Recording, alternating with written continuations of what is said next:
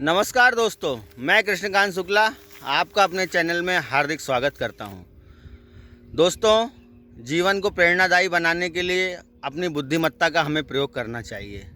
जीवन में कई प्रकार की परेशानियां आती हैं। हम कई बार कई परेशानियों से घिर जाते हैं और अपना आपा खो बैठते हैं। अगर हम शांत मन से अपनी बुद्धि का प्रयोग करें तो हम बड़ी से बड़ी समस्याओं को हरा सकते हैं।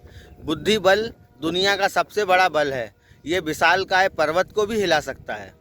एक बार की बात है, एक साधु विचरण करते हुए जंगल के रास्ते से कहीं जा रहा था। अचानक से उसकी उस रास्ते पर नज़र पड़ी कि सामने से एक बाघ आ रहा है। बाघ ने उस साधु को देखा, साधु ने उस बाघ को देखा। साधु मन ही मन बहुत कांपने लगा, डर गया। बोले, आज तो मेरे प्राण गए। साधु बहुत ही डर के मारे कांपने लगा मन ही मन। उसने बोला, अब तो मरना तय है, अब ये बाघ मुझे छोड़ेगा नहीं। उसने बोला, जब मरना ही है तो क्यों ना कुछ तरकीब लगाई जाए। जैसे ही बाघ उसके करीब आया, वो ज़ोर ज़ोर से ताली बजाकर नाचने लगा, हंसने लगा, हा हा हा। बोले, आज तो मज़ा आ गया, आज तो मज़ा आ गया। बाघ ने उसकी तरफ देखकर बोले, अरे मूर्ख, मैं तुझे खाने आया हूँ, अब तेरे प्राण नहीं बचेंगे। साधु जोर जोर से नाचते हुए हंसते हुए बोले, आज तो मेरा दिन बन गया दोस्त। मैं तो रोज़ एक बाघ को मारकर खाता हूँ, लेकिन मेरी थैली में पहले से एक बाघ है, वो काफ़ी छोटा है, मेरा उससे पेट नहीं भरेगा। और मैं एक बाघ को ही ढूंढ रहा था और तुम तो खुद ही मेरे पास चले आए। ईश्वर का कितना आशीर्वाद है, ईश्वर को मैं धन्यवाद देता हूँ कि उसने स्वयं ही तुम्हें मेरे पास भेज दिया। बोले, तू मूर्ख बना रहा है, तू मूर्ख बना रहा है मुझे। बाघ ने बोला, दिखा अपनी तेरी थैली में कौन सा बाघ है। साधु ने अपनी थैली खोली। साधु के पास में एक शीशा था, आईना। उसने आईने को धीरे से पकड़कर थैले के मुहाने पर रखा और बोला, देख, ये है मेरा बाघ। बाघ ने उसमें अपनी परछाई देखी और ज़ोर से गुर्राया। उसको वैसे ही गुर्राने की आवाज़ भी सुनाई दी और चेहरा भी दिखाई दिया। अब तो बाघ डर गया। बाघ को यकीन हो चला कि लगता ये साधु सही में मुझे खा जाएगा। वो अंदर से बहुत ही डर गया और भाग गया वहाँ से। भागकर उसने अपने कई साथियों को ये घटना सुनाई। सारे साथी मिलकर अपने सरदार के पास गए। सरदार ज़ोर ज़ोर से हंसने लगा। बोले, अरे मूर्खों, वो साधु ने तुझे मूर्ख बना दिया। कभी कोई इंसान बाघ को खाता है क्या? हम बाघ ही इंसानों को खाते हैं।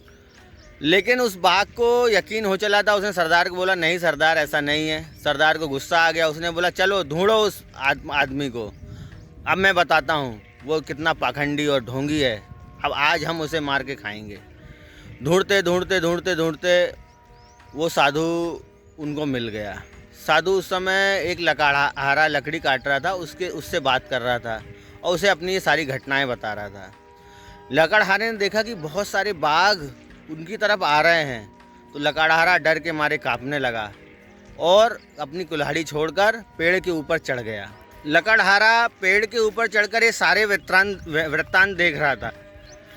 बाघों के सरदार ने जोर से आवाज़ लगाई, सभी बाघ इस पेड़ को चारों तरफ से घेर लो और मैं जाता हूँ उस साधु को मारने। अब बाघों का सरदार आगे बढ़ने लगा। सभी बाघों ने उस पेड़ को घेर लिया। लकड़हारा और डर के मारे कांपने लगा। ऊपर पेड़ पर और ऊपर चढ़ गया। ऊपर कुछ चींटियां थीं।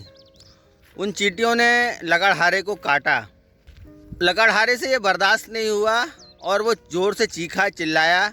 उसकी हाथों की और पैर की पकड़ कमज़ोर पड़ी और ऊपर से चिल्लाते हुए धड़ाम से नीचे गिर गया।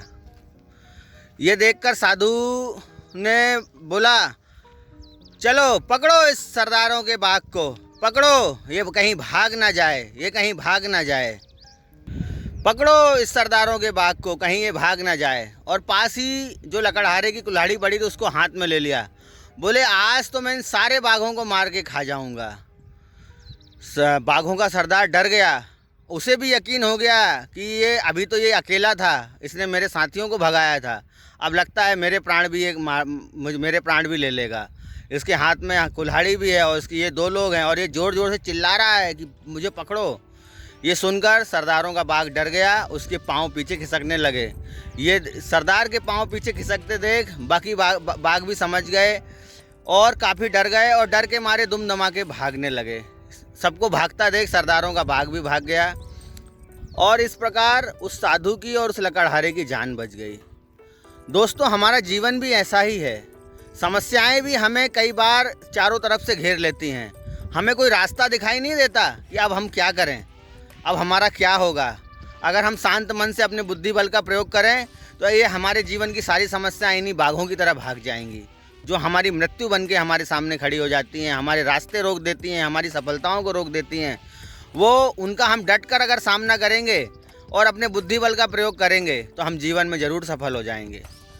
इसी प्रकार आप मेरे ब्लॉग में बने रहिए। आशा करता हूँ कि आपको मेरे ब्लॉग अच्छे लग रहे होंगे और हम फिर मिलेंगे अपने एक नए ब्लॉग में। मोटिवेट रहिए। ऐसी मोटिवेशनल कहानियों को मैं आपके साथ शेयर कर रहा हूँ। आपके जो कमेंट्स आ रहे हैं उसके लिए बहुत बहुत शुक्रिया, धन्यवाद। Take care, bye bye.